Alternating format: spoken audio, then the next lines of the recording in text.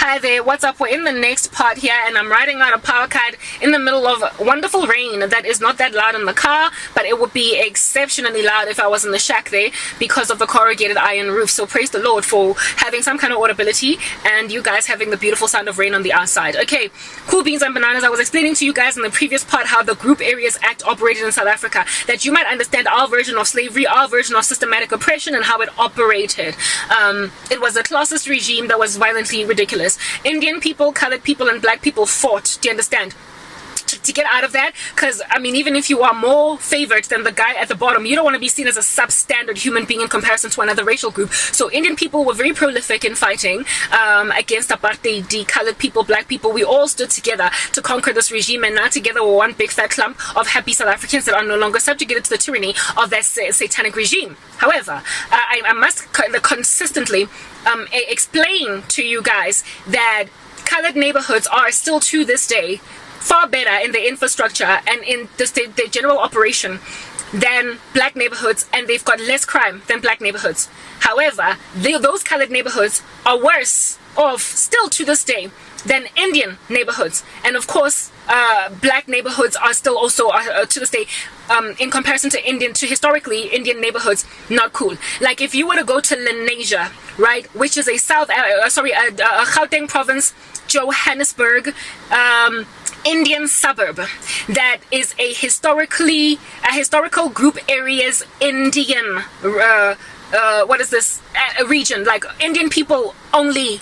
It was their designated or their allotted suburb, or like it is today a suburb, but it is the tantamount, it was the tantamount of like a bit of an Indian township in the days of apartheid. The Indian people in Johannesburg could only live in, not only live, but their allotted region in Johannesburg, one of them is called Lenasia Lens, right? And to this day it's still really full of Indian people to this day, but there are some white people that live there, black people, colored, because we've been integrated now.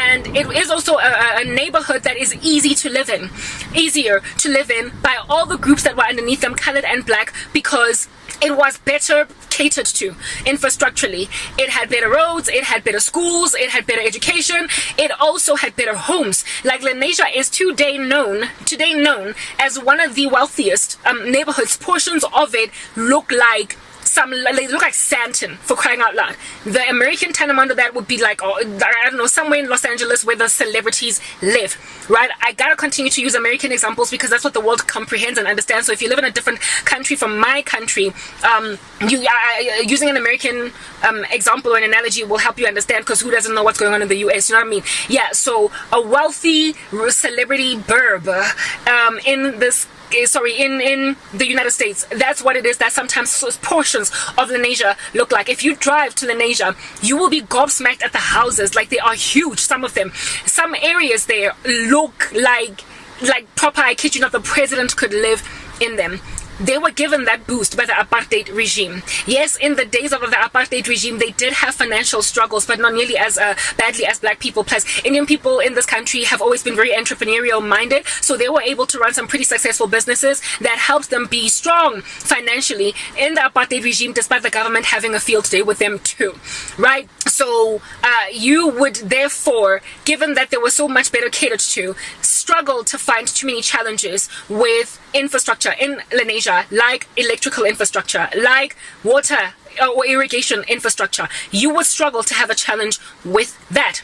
In the days of apartheid as well, under the Group Areas Act, electricity was a massive challenge for black communities. I know my way around some candles, you guys. I know my way around oil in a lantern, you guys. I know my way around gas, y'all guys. I know my way around something that would be very expensive today, actually. I don't know why in the world anybody would get rid of it. You know that those antique coal stoves? Like in Soweto where we were growing up, Tladi, Soweto. My grandmother's house be there, right?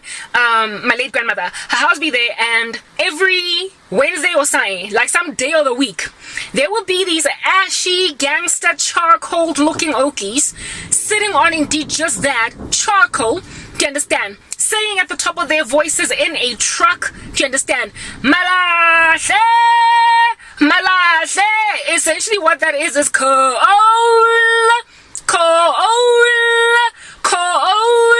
Yeah, coal was sold in the days of apartheid to black households by these trucks that would do their rounds in black neighborhoods. And if you heard Malahle outside, you would get given some money by your grandmother, run out quickly, stop the truck because it was driving at like 10 kilometers an hour or something very slow, and be like, we want to buy. And so you would buy like a bag of coal, and this bag of coal in winter would heat up the whole house using those old school, you know, that coal stove that you use a wand to like mix up the molasses in. It's extremely hot. You gonna get like some serious burns if you are not careful there. It was not safe in a household that has children, frankly. That's all I could say. But nonetheless, we were trained to, that's why I don't got no burns from that stove. Like my grandmother, everybody sat us down on some, this here is the end of you.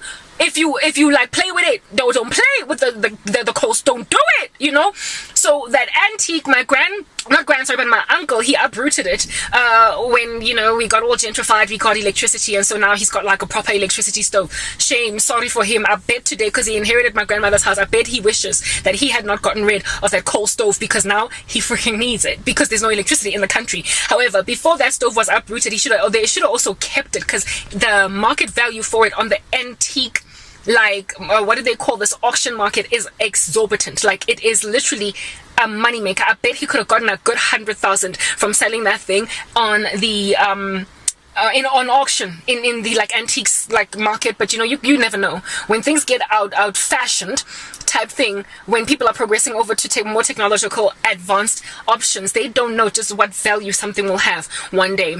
So yeah, keep all your old stuff, yo. Like keep all your old stuff, like just keep it. You don't know what it might be worth one day. Anyway, whatever. So that coal stove warmed up our houses throughout winter. My grandmother's house in Soweto, that was built by my grandfather, has a fireplace. If you as a black household did not have a fireplace, you can forget about getting warm, because there was literally no electricity in the earlier parts. No electricity.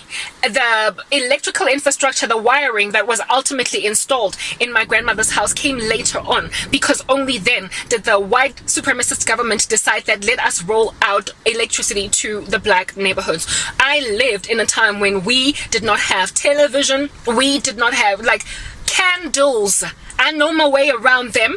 And like we grew up lighting up the environment, and the kids are very innovative, especially in townships, so they don't miss like no Dragon Ball Z, Pokemon television, scrolling through some random like death by that stuff on TV. It was only when we were perhaps 11, 12 that we started to become junkies of cartoons, because that's when electricity existed. But back when we were like 4, 5, we were taught our way around flammable substances that we might not burn, that we might not get some pretty bad, like, you know, problems all up in the household. Not only burn, but also burn the house. We were trained how to use them to make like porridge in the mornings. That coal stove had to be used all day, guys. Like they would light it up in the evening. In the morning, it would still be kind of hot enough to make what is this? What do you call this thing? Enough to make porridge on the stove. And how it is that you would continue to make sure that it keeps on burning if you want it all day long, thanks to it being really cold in winter, is to just continue to put coals in there, and also wood. But coal, when you initially put it in there, smokes quite ridiculously, so chimneys were like a whole thing. Like people don't have like people consider things like chimneys and fireplaces a luxury today, a decorative, ornamental, nice little cute feature in a mansion, but they were a means of survival. Those like fireplaces and those gas stoves, they were a means of survival in the days of apartheid, and in the absence of getting an installer that would cater to the grand concern of carbon monoxide poisoning, if you did not get somebody that knew their way around installing chimneys and those like coal stoves, you could get an entire family in Soweto dying from toxins that, you know, literally passing away overnight because of the winter cold that caused you to light up your house using those coals, and carbon monoxide escaped inside the house, therefore causing fatalities. So literally I survived the apartheid regime. Like black people had to be taught how to install heating up their houses in a way that's not going to kill them by O3, carbon monoxide. Like that is what it is that the historically grouped black areas acts used to have to sort of kind of do to get through the day. So all these people that be crying like little babies in Europe because Vladimir Putin done taken away their gas, how about you go to Apartheid South Africa and black townships and see how to live out through that like violent stormy winter in your regions, and like learn a few things from how people survived back in the day. Let's move to the next part so we can continue to explain.